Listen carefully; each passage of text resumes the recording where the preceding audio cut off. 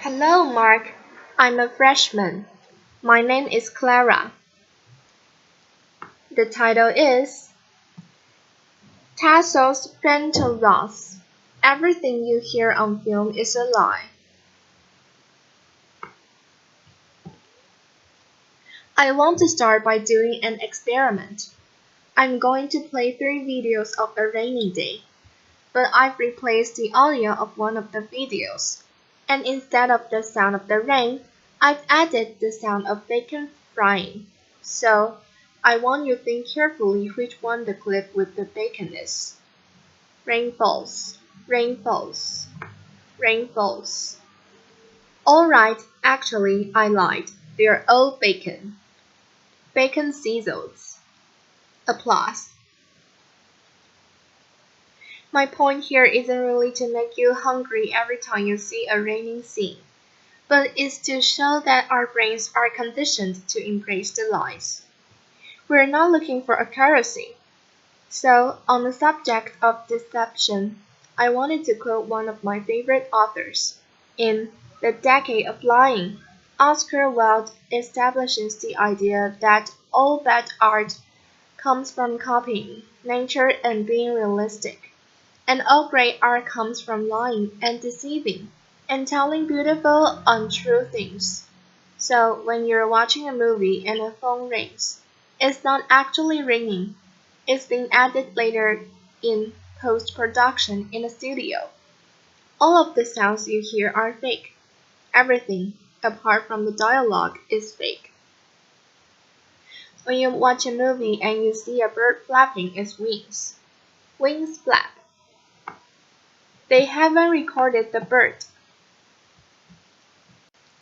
So, on the subject of deception, I wanted to quote one of my favorite authors.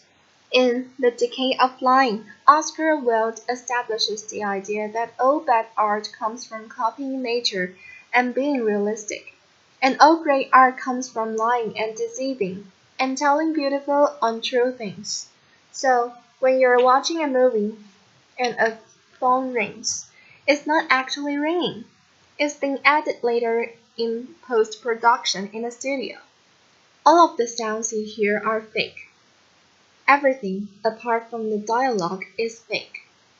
When you watch a movie and you see a bird flapping its wings, wings flap.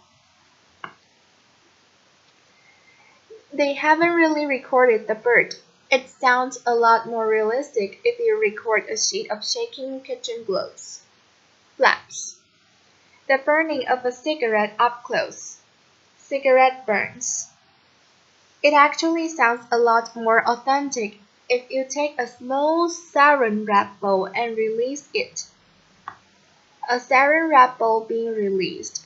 Punches, punch. Oops, let me try that again. Punch. That's often done by sticking a knife in vegetables, usually cabbage. Cabbage stabbed with a knife.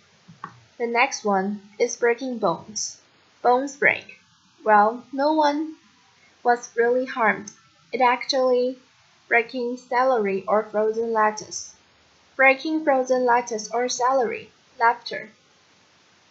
Making the right sounds is not always as easy as a trip to the supermarket and going to the vegetable section, but it's often a lot more complicated than that.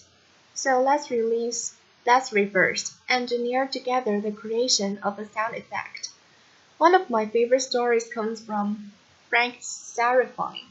Is a contributor to our library and a great sound designer for Tron and Star Trek and others. He was part of the Paramount team that won the Oscar for Best Sound for The Hunt of Red October. In this Cold War classic, in the 90s, they were asked to produce the sound of the propeller of the submarine. So they had a small problem. They couldn't really find a submarine in West Hollywood. So basically, what they did is they went to a friend's swimming pool, and Frank performed a cannonball or bomba. They placed an underwater mic and an overhead mic outside the swimming pool. So here's what the underwater mic sounds like. Underwater plunge. Adding the overhead mic, it sounded a bit like this. Water splashes. So now they took the sound and pitched it one octave down, sort of like slowing down a record. Water splashes at lower octave. And then they removed a lot of the high frequencies. Water splashes, and pitched it down another octave. Water splashes at lower octave. And then they added a little bit of the splash from the overhead microphone. Water splashes, and by looping and repeating that sound, they got this. Propeller trunks. So creativity and technology put together in order to create the illusion that we're inside the submarine. But once you've created your sounds and you've synced them to the image, you want those sounds to live in the world of the story. And one of the best ways to do that is to add reverb. So this is the first audio tool I want to talk about. Reverberation or reverb is the persistence of the sound after the original sound has ended. So it's sort of like the old reflections from the materials, the objects and the walls around the sound. Take, for example, the sound of the gunshot. The original sound is less than the half a second long. Gunshot. By adding reverb, we can make it sound like it was recorded inside a bathroom. Gunshot. Reverbs in a bathroom, or like it was recorded inside a chapel or a church. Gunshot reverbs church, or in a canyon. Gunshots reverb a canyon. Canyon. So reverb gives us a lot of information about the space between the listener and the original sound source. If the sound is the taste, then reverb is sort of like the smell of the sound. But reverb can do a lot more. Listening to a sound with a lot less reverberation than the on-screen action is going to immediately signify to us that we're listening to a commentator. To an objective narrator, that's not participating in the on-screen action. Also, emotionally intimate moments in cinema are often heard with zero reverb, because that's how it would sound if someone was speaking inside our ear. On the completely other side, adding a lot of reverb to a voice is going to make us think that we're listening to a flashback, or perhaps that we're inside the head of a character, or that we're listening to the voice of the god. Or, even more powerful in film, Morgan Freeman. Laughter. So, left applause. But what are some other tools or hacks that sound designers use? Well, here's a really big one. It's silence. A few moments of silence is going to make us pay attention. And in the Western world, we're not really used to verbal silences. They are considered awkward or rude. So silence preceding verbal communication can create a lot of tension. But imagine a really big Hollywood movie where it's full of explosions and automatic guns. Loud stops being loud anymore after a while, so in a yin-yang way, silence needs loudness and loudness needs silence for either of them to have any effect. But what does silence mean? Well, it depends how it's used in each film. Silence can place us inside the head of the character or provoke thought. We often relate silences with contemplation, meditation, being deep in thought. But apart from having one meaning, silence becomes a blank canvas upon which the viewer is invited to paint or own thoughts. But I want to make it clear, there is no such thing as silence, and I know this sounds like the most pretentious TED Talk statement ever. But even if you were to enter a room with zero reverberation and zero external sounds, you would still be able to hear the pumping of your own blood. And in cinema, traditionally, there was never a silent moment because of the sound of the projector. And even in today's dull-by world, there's not really any moment of silence if you listen around you. There's always some sort of noise. Now, since there's no much thing as silence, what do filmmakers and sound designers use? Well, as a synonym, they often use ambiences. Ambiences are the unique background sounds that are specific to each location. Each location has a unique sound, and each room has a unique sound, which is called room tone. So here's a recording of the market in Morocco. Voices music. And here's the recording of Times Square in New York. Traffic sounds, car horns, voices. Room tone is the addition of all the noises inside the room. The ventilation, the heating, the fridge. Here's a recording of my apartment in Brooklyn. You can hear the ventilation, the boiler, the fridge, and street traffic.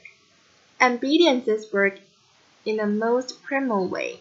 They can speak directly to our brains subconsciously. So birds chirping outside your window may indicate normality, perhaps because as a species we've been used to that sound every morning for millions of years. Birds chirp. On the other hand, industrial sounds have been introduced to a little more recently, even though I really like them personally. They've been used by one of my heroes, David Lynch, and his sound designer, Alan Splatt. Industrial sounds often carry negative connotations, machine noises. Now, sound effects can tap into our emotional memory. Occasionally, they can be so significant that they become a character in a movie. The sound of thunder may indicate divine intervention or anger. Thunder. Church bells can remind us of the passing of time, or perhaps our own mortality. Bells ring. And breaking of glass can indicate the end of the relationship or friendship. Glass break. Scientists believe that dissonant sounds, for example, brass or wind instrument played very loud, may remind us of animal health in nature and before create a sense of irritation or fear. Brass and wind instruments plays. So now we've spoken about on-screen sounds, but occasionally the source of a sound cannot be seen. That's what we call off-screen sounds, or acousmatic. Acousmatic sounds, well, the term acoustics comes from Pythagoras in ancient Greece, who used to teach behind a veil or curtain for years, not revealing himself to his disciples. I think the mathematician and philosopher thought that, in that way, his students might focus more on the voice and his words and its meaning rather than the visual of him speaking. So, sort of like the Wizard of Oz, or 1984's Big Brother, separating the voice from its source. Separating cause and effect sort of creates a sense of ubiquity or panoptism, and therefore authority. There is a strong tradition of acousmatic sounds. Nuns in monasteries in Rome and Venice used to sing in rooms in gallery close to the ceiling, creating the illusion that we're listening to angels up in the sky. Richard Wagner famously created the hidden orchestra that was placed in a bit between the stage and the audience. And one of my heroes, Aphex Twin, famously hid in the dark corners of clubs. I think what all these masters do is that by hiding the source, you create a sense of mystery. This has been seen in cinema over and over, with Hitchcock and Ridley Scott in Alien. Hearing a sound without knowing its source is going to create some sort of tension. Also, it can minimize certain visual restrictions and directors have have and can show something that wasn't there during filming. And if all this sounds a little theoretical, I wanted to play a little video. Toy squeaks, typewriter, drums, ping pong, knives being sharpened, record scratches, saw cut, women's screams.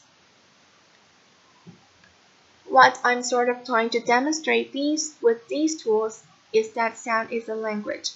It can trick us by transporting us geographically. It can change the mood. It can set the pace. It can make us laugh or it can make us scared.